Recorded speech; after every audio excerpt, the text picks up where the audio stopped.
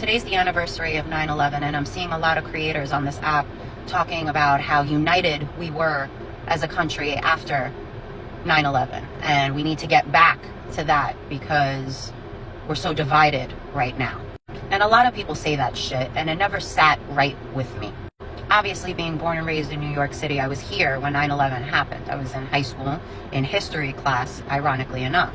I remember our teacher telling us what happened and bringing in the television and us watching in horror over and over and over again on a loop of the planes hitting the towers. And I remember my classmates freaking out. Some of their parents worked in the building. Some of their parents were firefighters. Some of their parents were cops. My dad worked in the city. I didn't know what was going on. I didn't know if he was okay. The cell phones weren't working. You couldn't get in contact with anybody. Parents were coming to school to take their kids out, and I have younger siblings, so I knew my mom was going to their schools to get them out. And I was in high school and I was old enough, so I just got on the bus and went home by myself. And I was with my friend Alicia, who just happened to be Muslim, and she was hysterical, like inconsolable. And I remember telling her, everything's going to be okay. Don't be scared. Everything's going to be fine. We're going to be okay. We're going to figure out what's going on. And she goes, you don't understand. We're going to get blamed for this. And I was like, what the hell are you talking about? What are we going to get blamed for? But she was right. I didn't understand. And she said, not we, me and you. She said, we, me, Muslims in this country. And she was right.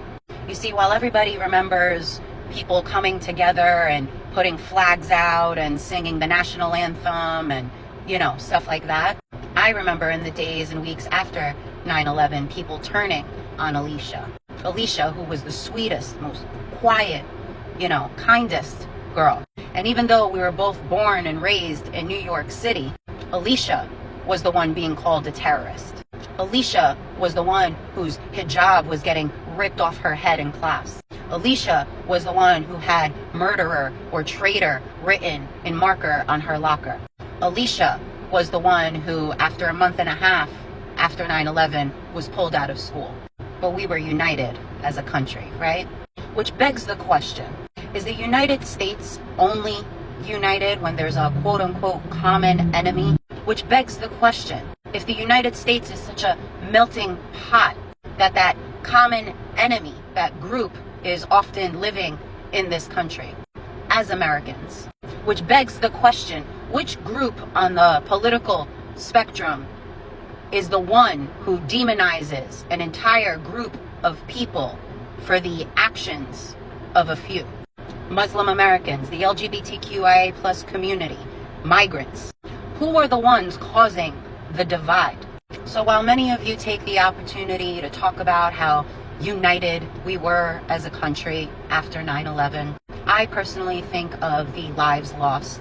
I think about the lives of those we continue to lose due to 9/11 related illnesses. And I think about Alicia and the millions of Muslim Americans in this country who were demonized. And I think about how we'll never be united as a country. Because the only way to achieve that unity is that every single group in this country feels safe and united with the United States. And if we continue to demonize marginalized groups in this country, we will never be united.